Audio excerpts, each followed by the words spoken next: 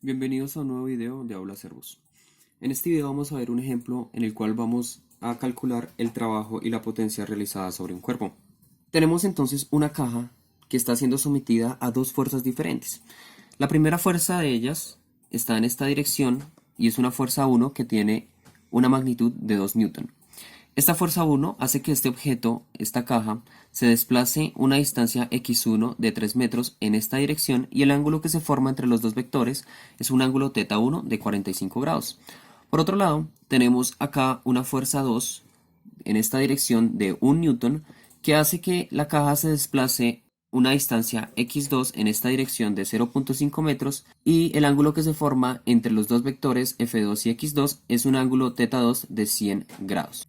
Nos piden calcular cuál es el trabajo total realizado sobre el cuerpo y cuál es la potencia si sabemos que el tiempo total de todo este movimiento ha sido de 4 segundos. Procedamos a calcular primero el trabajo total. El trabajo total, como vimos en un video anterior, lo podemos calcular como la suma de todos los trabajos realizados. En este caso va a ser la suma entre el trabajo realizado por la fuerza 1 y el trabajo realizado por la fuerza 2. Entonces procedamos a mirar cada uno de estos trabajos. Por un lado tenemos un trabajo 1 que vamos a poder calcular como la fuerza 1 por la distancia 1 por el coseno del ángulo que se forma entre estos dos vectores, es decir, el coseno de θ1. Y esto va a ser igual a ¿quién? La fuerza 1 tiene una magnitud de ¿qué? De 2 newton, multiplicado por la distancia x1, que para este caso es de 3 metros, multiplicado por el coseno del ángulo θ1, que es 45 grados. Al resolver esto tenemos que el trabajo 1 va a ser igual a ¿quién? A 2 newton por 3 metros da como resultado 6 newton por metro multiplicado por el coseno de 45, que sabemos que el coseno de 45 es igual a raíz de 2 sobre 2. Entonces hacemos esto y nos queda 6 por el coseno de 45 metro por newton. Y resolvemos. 6 dividido entre 2 da como resultado 3, raíz de 2, newton por metro, que es joule. Procedamos ahora a calcular el trabajo número 2. Para el trabajo número 2, sabemos que este es igual a la fuerza 2 por la distancia 2 por el coseno θ sub 2. Que reemplazando con los datos que nos da el problema tenemos que la fuerza 2 es de 1 newton, multiplicado por la distancia x2, que para este caso es de 0.5 metros, multiplicado por el coseno ¿de quién? Del ángulo θ sub 2, que en este caso es un ángulo de 100 grados. Y procedemos a resolver. Tenemos entonces que 1 por 0.5 da 0.5 newton metro, multiplicado por el coseno de 100, que el coseno de 100 es igual a menos 0.174. Entonces hacemos eso, 0.5 newton metro por menos 0.174. Y resolvemos.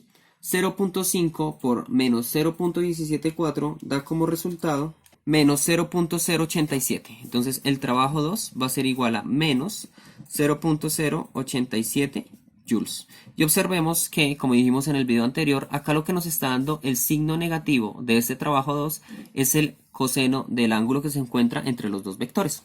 Procedamos ahora a calcular el trabajo total. Para el trabajo total es simplemente sumar los dos trabajos calculados anteriormente.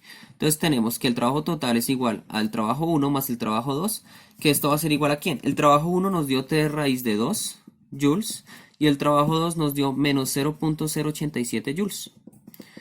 Y resolvemos. 3 raíz de 2 menos 0.087 da como resultado 4.16 joules. Y este es el trabajo total realizado sobre el sistema.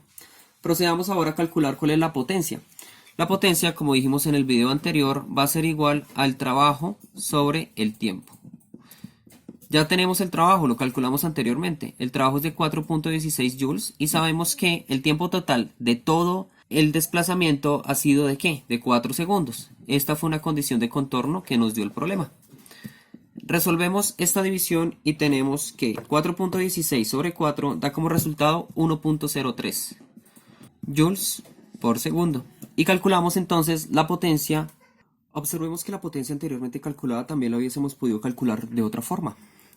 Recordemos que en un video anterior vimos que la potencia es igual al trabajo sobre el tiempo, o que también la podemos escribir como la fuerza multiplicada por la velocidad por el coseno del ángulo θ.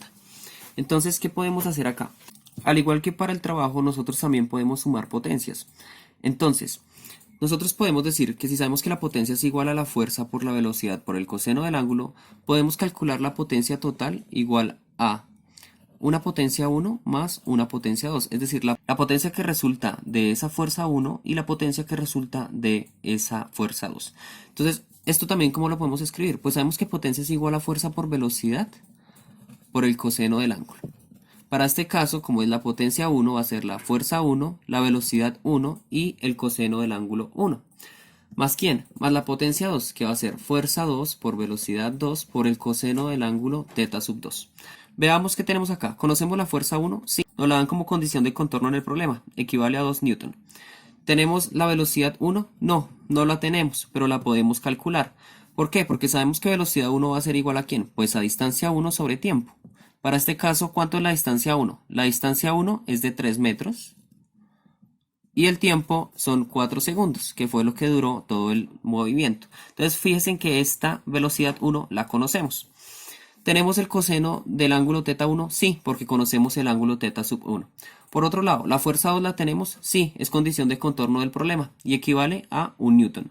¿Esta velocidad 2 la conocemos? No, pero la podemos calcular al igual que la velocidad 1.